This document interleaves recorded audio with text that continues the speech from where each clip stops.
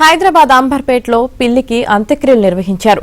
22 ఏళ్లుగా ఎంతో ప్రేమగా పెంచుకున్న పిల్లి మరణంతో అంబర్పేటలోని పటేల్ నగర్ కు చెందిన ఓ కుటుంబం శోకసంద్రంలో మునిగింది. అనారోగ్యంతో పెంపుడు పిల్లి మృతి చెందడంతో వారు దానికి గౌరవప్రదంగా అంత్యక్రియలు నిర్వహించారు. దీనిపై మరింత సమాచారం మా ప్రతినిధి నుమాన్ అందిస్తారు. ఎంతో ప్రేమగా పెంచుకున్న పిల్లి మరణం ఓ కుటుంబంలో విషాదం నింపిందని చెప్పొచ్చు. సాధారణంగా 14 నుంచి 16 ఏళ్ల పాటు మాత్రమే జీవించేటటువంటి పిల్లులు కేవలం దాదాపు 21 ఏళ్ల పాటు ఓ కుటుంబంతో అవినాభావ సంబంధాన్ని ఏర్పరచుకుంది పొట్టి.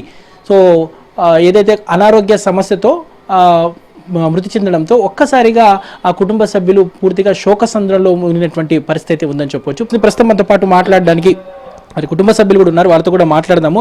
చెప్పండి, మానవీయ సంబంధాలే ఈ రోజుల్లో పూర్తిగా కనుమరుగవుతున్నటువంటి ఈ తరుణంలో ఓ పెంపుడు జంతువునటువంటి పిల్లి మీద ఇంత ఎఫెక్షన్ పెంచుకోవడం వెనుక ప్రధాన కారణం ఏంటి అసలు? మా ఇంట్లో ఎలకల బాధ ఎక్కువగా ఉండేది. ఆ ఎలకల బాధను తట్టుకోవడానికి ఒక పిల్లిని తెచ్చుకున్నాం, దాని తల్లిని. ఆ పిల్లి పుట్టిన బిడ్డే మా ఇంట్లో పొట్టి. దానికి ముద్దు పేరు పొట్టి. అది 2004 సెప్టెంబర్ 19న పుట్టిన తర్వాత అది మా ఇంట్లో ఒక కుటుంబ సభ్యుల లెక్క పెరిగేది. 2008లో మా పాప పుట్టేది. మా పాప పుట్టక ముందు 4 ఏళ్ల ముందే పుట్టింది చేపటికి మా ఇంట్లో ఒక పెద్ద దిక్కుగా ఉన్నది.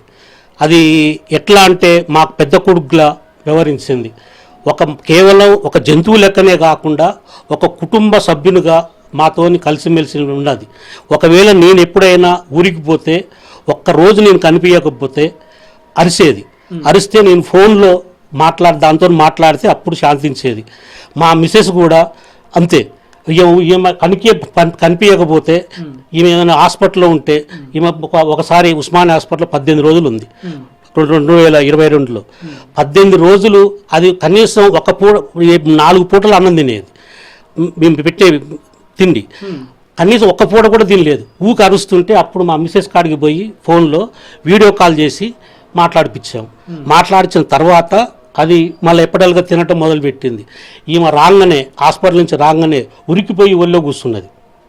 దానికి అంత ఆత్మీయత, అంత అనురాగం. మాకు అది మనిషి లెక్కనే వ్యవహరించింది. మాకు ఒక బిడ్డ అయినా అది కన్న కొడుకు వల్ల మా ఇంట్లో పెరిగింది. దానికి ఇష్టమైనది ఒకరు ఏదైనా తేకపోతే మమ్మల్ని అరిసేది. నాకెందుకు తెలియదు. ఒకరు మా పిల్లలకి ఏమైనా తెచ్చామనుకోండి తినేది, తెస్తే ఎమ్మటే అరిసేది, నాకెందుకు తెలియదని. కానీ దానికి ఎప్పుడు కూడా ఏ విషయంలో కూడా మేము దాన్ని ఒంటరిగా చూడలేదు. దాన్ని ఒక ప్రేమగా మా కుటుంబ సభ్యుల లెక్క చూసి పెంచుకున్నాం మేము. కానీ ఫ్రెష్ మనం ఎట్లా తింటామో అట్లా మనం నైట్ ఉన్నది ఉదయం తిన్నా కూడా మనం తినగలుగుతాం. కానీ అది అట్లా తినకపోతుండే.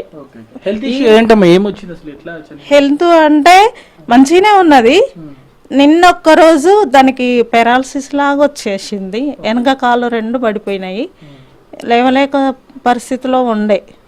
అసలు వచ్చి తినేది, అక్కడే పండుకున్నది, తినలే నిన్న మొత్తం. దాని దగ్గరనే పాలు పెడితేనో తాగింది, అరిసింది, మంచిగానే ఉన్నది. నైటు బాగానే ఉంది. నైట్ కూడా పాలు కూడా తాగింది. ఉదయం తెల్లారుజామున 5 గంటలకు ఏ విధంగా బాధపడుతున్నారనేది కూడా మనకి ఇప్పటివరకు చూసాము. దాంతోపాటు ఉన్నటువంటి ఇన్నేళ్ల ప్రయాణాన్ని, మెమోరీస్ని, జ్ఞాపకాలను నెమరు వేసుకుంటూ వారంతా కూడా శోకసంద్రంలో మునిగినటువంటి పరిస్థితి ఉందని చెప్పొచ్చు. వీడియో జర్నలిస్ట్ శ్యామ్తో నుమాన్ ఏబిన్, ఆంధ్రజ్యోతి.